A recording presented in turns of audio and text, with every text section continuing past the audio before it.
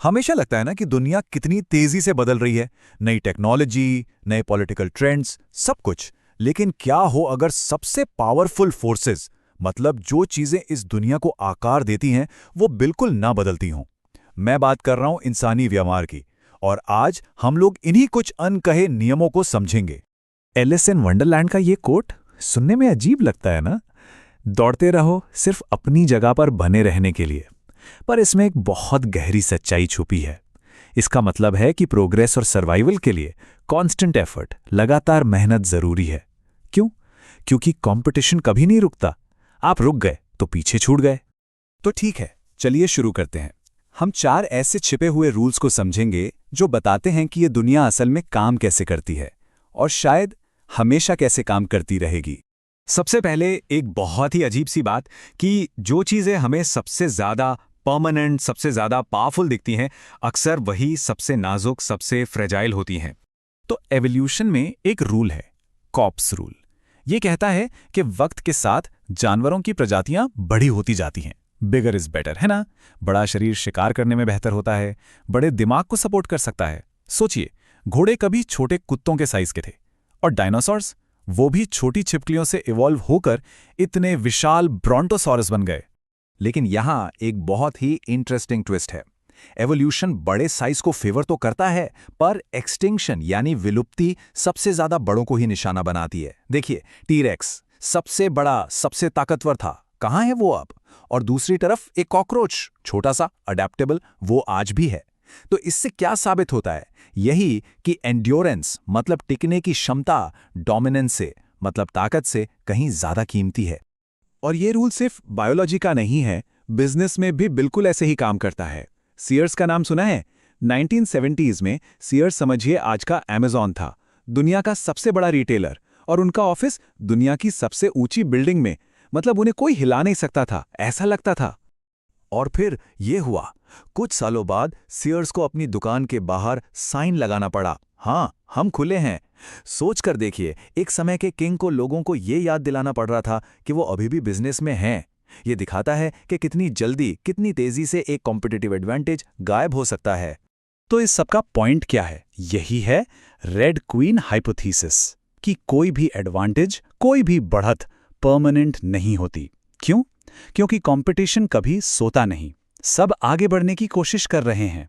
इसीलिए जैसा शुरू में कहा था, सिर्फ अपनी जगह पर बने रहने के लिए भी दौड़ते रहना पड़ता है। अब तक हमने देखा कि क्या होता है कि बड़े बड़े जायंट्स गिर जाते हैं, लेकिन अब सवाल यह है कि ऐसा क्यों होता है। इसके लिए हमें इंसानी साइकोलॉजी की उन अदृश्य ताकतों को समझना होगा जो हम सबको चलाती हैं। इंसेंटिव्स यानी प्रोत्साहन शायद दुनिया की सबसे पावरफुल फोर्स हैं। सोच के देखिए, 2005 में एक पिज्जा डिलीवरी वाला बंदा अचानक सबप्राइम मॉर्गेज बैंकर बन गया।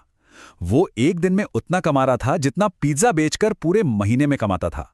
जब इंसेंटिव्स इतने स्ट्रांग हों, तो अच्छे से अच्छे लोग भी कुछ भी जस्टिफाई कर सकते हैं, कुछ भी। और सबसे मुश्किल बात पता है क्या है? हम ये देख ही नहीं पाते कि हमारे अपने इंसेंटिव्स हमारी सोच और हमारे एक्शंस को कैसे शेप कर रहे हैं। दूसरों की गलतियां तो सबको दिख जाती हैं, पर अपनी, उसके लिए हम अंधे हो जाते हैं। आप कितना भी डेटा दिखा दो, कितने भी फैक्ट्स बता दो, पर्सनल एक्सपीरियंस जो आपने खुद झेला है, वो हर लॉजिक को हरा देता है। ग्रेट डिप्रेशन के दौरान अमेरिकन्स ने जो सिक्योरिटी और सरकार के बारे में सोचना शुरू किया, वो पहले कभी नहीं किया था। क्यों? क्योंकि उन्होंने वो तकलीफ, वो मुश्किल खुद महसूस की थी। तो अब हम आते हैं उन मेंटल ट्रैप्स पर जो हमें सिंपल, आसान सच्चाइयों को देखने से रोकते हैं। सवाल यह है कि हम सिंपल चीजों को इग्नोर करके हमेशा कॉम्प्लेक्स चीजों की तरफ क्यों भागते हैं। ये कहानी सुनिए, ये बहुत पावरफुल है। MIT का एक टॉप कैंसर रिसर्चर, उसने माना कि लोगों को सिर्फ स्मोकिंग छोड़ने के लिए मनाना उसके अपने रिसर्च से कहीं ज्यादा जाने बचाएगा। पर वो काम इंटेलेक्चुअली स्टिमुलेटिंग नहीं है। मतलब सिंपल सॉल्यूशंस हमें बोर करते हैं, भले ही वो ज्यादा इफेक्टिव क्यों ना हो।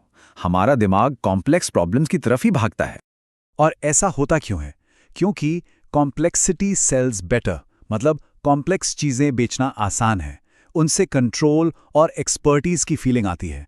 अगर कोई सोल्यूशन बहुत सिंपल हो तो हमें लगता है अरे ये तो कुछ भी नहीं है, इससे क्या होगा। लेकिन अगर कुछ बहुत कॉम्प्लेक्स हो तो लगता है कि हाँ, इसमें जरूर कोई बात होगी। इसे आप आइसबर्ग की तरह समझ सकते हैं, या फिर दूसरी तरफ की घास हमेशा हरी होती है वाली कहावत की तरह। सोशल मीडिया पर हमें लोगों की सिर्फ सक्सेस दिखती है, उनके स्किल्स, उनकी हॉलिडेज, ये आइसबर्ग का ऊपरी हिस्सा है। पर जो पानी के नीचे छिपा है, उनके डाउट्स, उनके फेलियर्स, उनके स्ट्रगल्स, वो हमें कभी नहीं दिखता। तो अब आते हैं सबसे आखिरी और सबसे प्रैक्टिकल हिस्से पर। ठीक है, ये सारे टाइमलेस रूल्स हैं, पर इनके हिसाब से इस दुनिया में ऑपरेट कैसे करें, फ्यूचर को नेविगेट कैसे करें? जब भी कोई नई वर्ल्ड चेंजिंग टेक्नोलॉजी आती है तो हमारा रिएक्शन देखिए कैसा होता है। पहले मैंने इसके बारे में सुना नहीं, फिर मैं इसे समझ नहीं पा रहा, फिर ये बेकार है, इसका क्या काम, फिर ये तो बस अमीर लोगों का खिलौना है, और फिर धीरे धीरे वो खिलौना हमारी जिंदगी का एक ज़रूरी हिस्सा बन जाता है। चाहे एयरप्लेन हो या इंटरनेट, हमने हमेशा शुरुआत में इनोवेशन को अंडर एस्टिमेट किया है। प्रोग्रेस यानी तरक्की कभी भी एक झटके में नहीं होती, वो छोटे छोटे स्टेप्स का धीमा एक्यूमुलेशन है। थॉमस एडिसन को देखिए, उनकी प्रतिभा कोई ग्रैंड प्लान नहीं थी, वो बस लगातार टिंकरिंग करते रहते थे, छोटे छोटे सुधार। वो जानते थे कि यही मामूली सी लगने वाली खोजें आगे चलकर मैसिव ब्रेक थ्रूज बनती हैं, और इसीलिए फ्यूचर को प्रिडिक्ट करना इतना मुश्किल है। तो जब हम लॉन्ग टर्म थिंकिंग की बात करते हैं तो इसका मतलब सिर्फ सब्र रखना नहीं है। इसका असली मतलब है फ्लेक्सिबिलिटी और एंड्योरेंस। मतलब रोजमर्रा की जो शॉर्ट टर्म प्रॉब्लम्स और नॉनसेंस चलता रहता है, उसके बीच में टिके रहना और अडैप्ट करते रहना, क्योंकि दुनिया बदलेगी और एक अच्छी लॉन्ग टर्म स्ट्रैटेजी वही है जो इन बदलावों को झेल सके। और यही इस पूरी चर्चा का सबसे बड़ा कंक्लूजन है। इस बदलती दुनिया में सर्वाइव करने की फ्यूचर को प्रिडिक्ट करना नहीं है, बिल्कुल नहीं। असली की है उन गिनती की चीजों को पहचानना जो इंसानों के बारे में कभी नहीं बदलेंगी। लालच, डर, इंसेंटिव्स, पर्सनल एक्सपीरियंस की ताकत, ये चीजें हमेशा हमेशा वैसी ही रहेंगी। तो आखिर में मैं इस एक सवाल के साथ इस चर्चा को खत्म करना चाहूंगा। ये सवाल पूरे थीम को, पर्सनल एक्सपीरियंस की ताकत को एकदम आसानी से समझा देता है। अगली बार जब आप किसी से सहमत न हो तो गुस्से में डिस्कस करने के बजाय खुद से और उनसे ये सवाल पूछें। ये एक छोटा सा सवाल दुनिया को देखने का पूरा नजरिया बदल सकता है।